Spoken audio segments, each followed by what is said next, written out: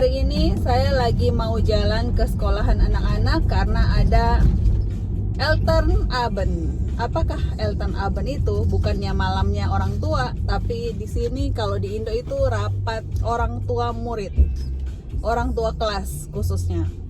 Jadi kita diundang melalui email pemberitahuannya bahwa ada rapat orang tua dan biasanya itu di jam 6 sore. Nah, untuk hari ini ada 2 orang pertemuan, yang satu jam 6 sore, yang satu lagi jam 6.30. Jadi kalau ada orang tua yang merasa bentrok jamnya, itu dia bisa pilih salah satu aja yang dihadirinnya. Tapi saya usahain hadir dua-duanya, jadi nggak ketinggalan informasi kan. Nah, kalau perbedaan mungkin ya sekolah di Indo sama di sini di saat pandemi ini, kalau di sini karena sudah sangat jauh menurun, jadi rapat orang tua murid dan sekolahan itu udah berlangsung normal. Cuman memang bedanya masih harus pakai masker. Jadi anak-anak itu di sekolah seharian pakai masker kecuali yang anak TK ya. Anak TK itu nggak diharuskan. Dan untuk tes juga anak TK tidak diharuskan. Dan nanti sampai di sana mungkin kemungkinan besar tidak bisa divideoin. Tapi nanti ada sedikit-sedikit ini saya videoin. Ada sedikit-sedikit kesempatan. Oh ya, dan perbedaannya lagi dengan sekolah yang di Indonesia. Kalau di sini saya perhatiin anak-anak sekolah setelah 2 minggu sekolah itu pasti ada rapat orang tua murid. Karena mungkin untuk cari tahu ya di kelas baru ini anak-anak itu gimana, cocok atau enggak, dan sekalian perkenalan gurunya. Dan biasanya kalau sudah di kelas udah mulai kelas itu dan sampai ada rapat orang tua murid, itu biasanya kita pilih perwakilan orang tua murid. Jadi nanti kalau ada pemberitahuan dari sekolah itu akan duluan ke orang tua murid tersebut, mau anak TK, mau anak SD, mau ini kan sekolah sampai SMA. Jadi di rapat orang tua murid itu kita juga ada pemilihan perwakilan orang tua. Dan kemungkinan mereka inisiatifnya ngumpulin nomor WhatsApp kita dan bikin satu grup WhatsApp seperti itu. Jadi kalau punya 2 anak, 2 grup WhatsApp, 3 anak, 3 grup WhatsApp. Dan memang lebih praktis sih karena kan bisa langsung gitu, ada apa-apa, info apa-apa tuh langsung ke WhatsApp kita dibandingkan harus tunggu dari sekolah gitu. Nah, nanti kita lihat apa yang akan dibahas. Nanti saya bahas lanjutan lagi karena tinggal 5 menit lagi. Di sini kan datangnya harus on time ya. Kalau bisa lebih cepat 15 menit. Cuma kadang-kadang ya gitulah. Saya kadang faktor leletnya tuh masih ada. Jadi kadang-kadang tuh agak tipis apa sih namanya? Kadang tuh udah mepet gitu waktunya. Jadi istilahnya adat ketimuran itu belum bisa lepas juga kalau soal waktu. Aduh, tapi udah berusaha sih, udah berusaha merubahnya. Nah, udah sampai di sekolahnya.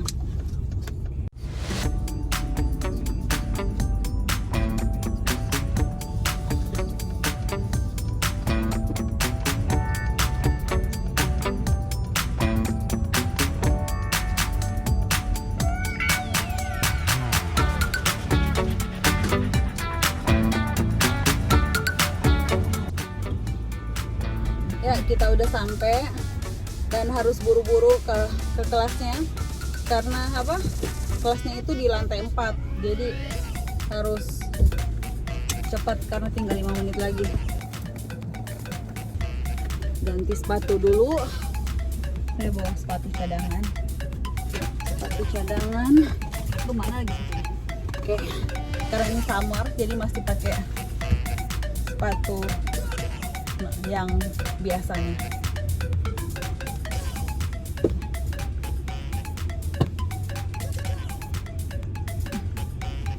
Oke. Nah guys, udah pakai masker seperti ini karena di dalam kelas harus pakai kan dalam ruangan sampai sekarang ini.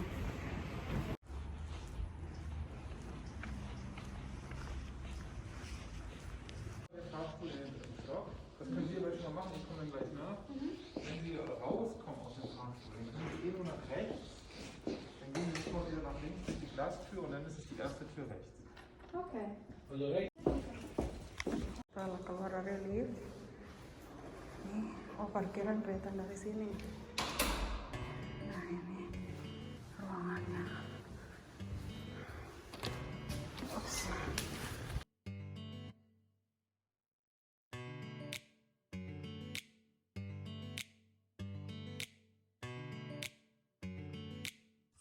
Ja, vielleicht machen wir einfach mal einen Termin. Würde ich sagen, das muss man nicht machen.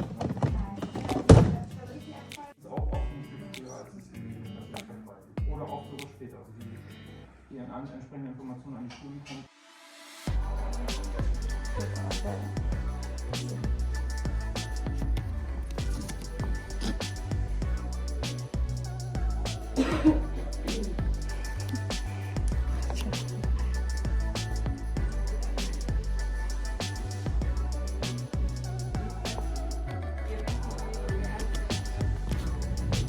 Halo guys, akhirnya kembali lagi. Tadi udah selesai rapat orang tua muridnya, dan untuk TK nggak banyak gitu nggak banyak pembahasan karena mungkin masih kecil ya, jadi ini masih terhitung kayak daycare gitu. Jadi hanya pemberitahuan aja seperti jangan bawa mainan, jangan bawa, pokoknya banyak jangan-jangannya lah, karena mungkin ada orang tua murid yang baru ya, jadi mereka kan belum tahu aturan di sekolah ini.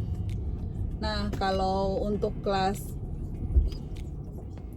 8 itu sudah lebih ke rencana kelas, lebih ke rencana apa yang akan mereka lakukan, dan lebih banyak sih pertanyaan ya, dilempar pertanyaan gitu, apa ada pertanyaan dari orang tua murid dan nanti gurunya yang akan jawab. Jadi nggak begitu banyak pembicaraan dari gurunya.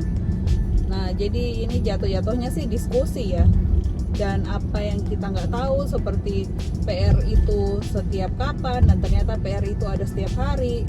Terus rencana mereka untuk studi tour, Klassenfahrt kalau di sini istilahnya, itu kapan dan kemana, dan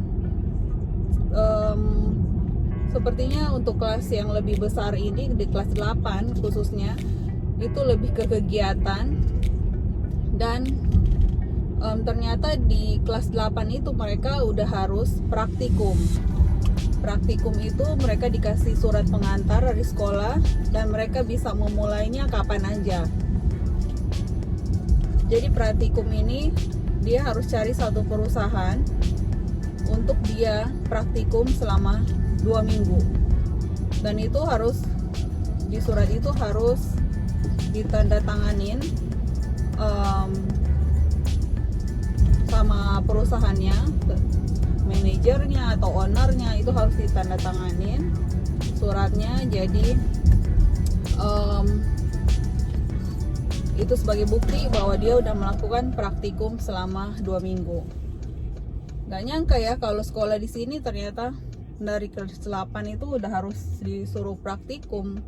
Kalau di Indo kan sampai SMA aja kita nggak disuruh ya, kecuali SMK. Nah itulah mungkin ya perbedaannya dengan sekolah yang di Indonesia. Dan untuk di sini kebanyakan sih mereka lebih ke prakteknya sih kalau saya lihat sekarang ini di kelas 8 ini. Karena mungkin mereka berpikir dengan praktek langsung itu lebih bermanfaat, atau mungkin lebih kena gitu ya, daripada hanya textbook aja. Dan mereka aja di sini nggak ada buku cetak kayak di Indonesia gitu. Di sini bukunya bukan cuman buku, malah cuman selembaran aja sesuai topik pada saat itu gitu, dan itu langsung dikasih ke anaknya. Dan saya sempat rekam, ini tempat filenya mereka, tempat barang-barangnya yang nggak perlu dibawa pulang setiap harinya. Ada yang dibawa pulang tiap hari dan ada juga yang ditinggal di sekolah. Jadi dikasih kotak biru, dan untuk kertas-kertas atau tugas-tugas di sekolah itu ada satu map biru yang disiapin dan udah ditulis namanya. Nah, ini videonya.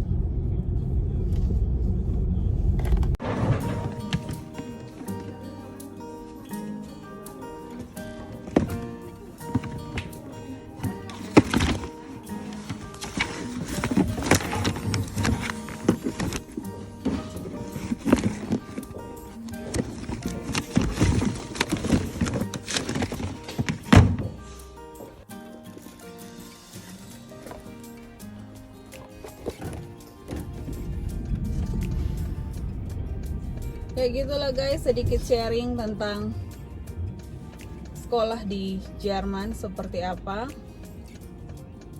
Dan semoga ini menambah wawasan dan info untuk kalian yang mungkin berencana mau sekolahin anak di Jerman. Di sini sih gampang menyesuaikan diri untuk anak-anak, yang penting